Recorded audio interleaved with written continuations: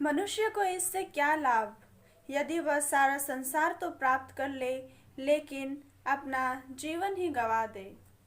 ख्रिस्त में मेरे प्यारे भाई और बहनों, मेरे युवा साथियों, आप सबको जय यीशु। आज 3 दिसंबर के दिन हम संत फ्रांसिस जेवियर को याद करते हैं। जैसा कि हम जानते हैं, वे एक बहुत बड़े संत हैं। वे अपने मिशनरी कार्य के लिए बहुत जाने जाते हैं और जैसा हम जानते हैं, उनका मृत शरीर आज भी गोवा के चर्च में रखा गया है। बहुत सारे लोग उनके मृत शरीर को देखने के लिए जाते हैं और कभी हमें भी ऐसा सौभाग्य प्राप्त होगा तो हम और आप भी कभी उस गोवा में जाकर उनके मृत शरीर को देख सकते हैं। तो चलिए आज हम संत फ्रांसिस जेवियर के बारे जानने के लिए और भी अधिक जानने के लिए आगे बढ़ते हैं। संत फ्रांसिस का जन्म 7 अप्रैल 1506 में किंगडम ऑफ नावेरी में हुआ था। वे एक बहुत ही बड़े परिवार के थे।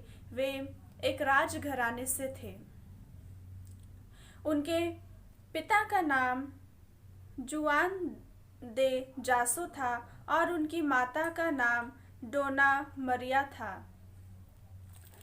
सन 1525 में संत जेवियर ने पेरिस विश्वविद्यालय में पढ़ाई के लिए गए।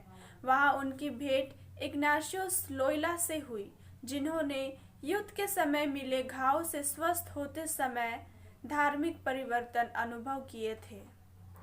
संत लोयला ने संत फ्रांसिस को उनकी भक्ति की राह पर चलने के लिए बताए और वे बहुत प्रयास किए, परंतु शुरू में संत फ्रांसिस जेवियर को इस पर संकोच हुआ।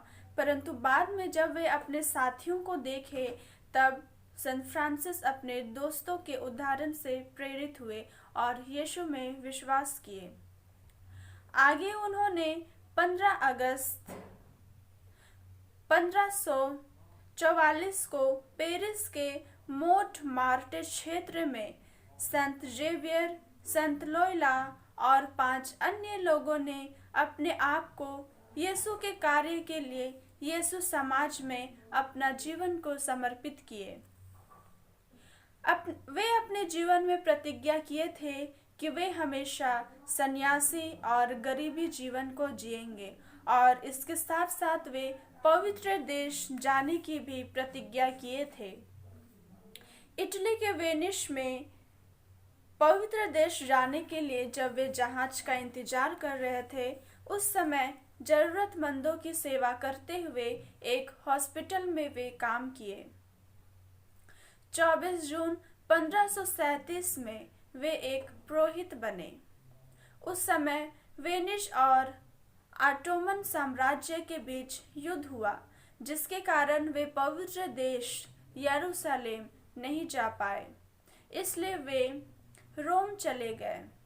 6 मई 1542 को संत फ्रांसिस हमारे देश गोवा में आए। वहां उन्होंने बीमार लोगों और बच्चों की सेवा किए।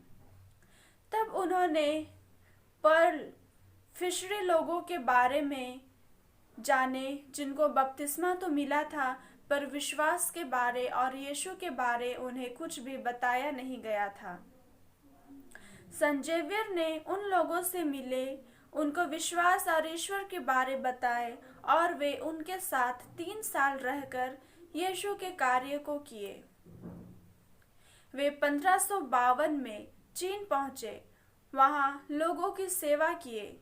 लोगों की सेवा करते हुए उसे एक दिन तेज बुखार हुआ और वे उस बुखार के कारण अपने प्राण को त्याग दिए।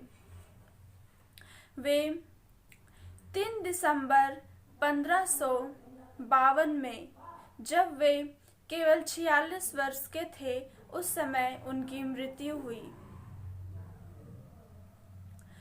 संत जेवियर को मिशनरी समाज उनको बहुत बड़ा सम्मान प्रदान करता है, क्योंकि वे एक बहुत बड़े मिशनरी थे और वे 10 साल में 52 अलग अलग राज्य में घूम घूम कर प्रचार किए थे।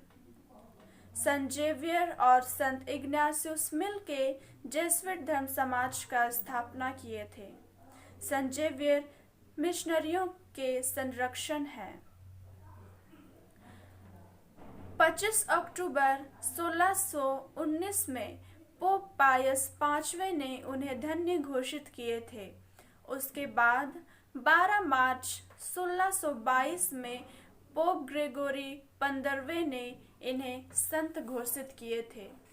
मेरे प्रिय साथियों, आज हम इतने बड़े संत जेवियर के बारे जाने।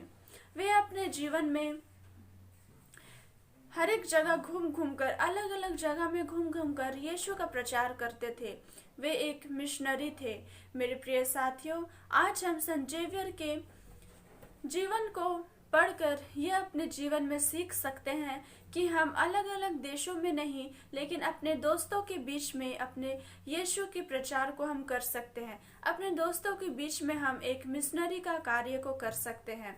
उनके जैसा सबों के लिए सेवा का भाव अपने मन में लाना हमारा यह कर्तव्य है कि हम एक क्रिस्ती भाई बहन हैं, यीशु के बच्चे हैं, तो हम अपने यीशु के जैसे ही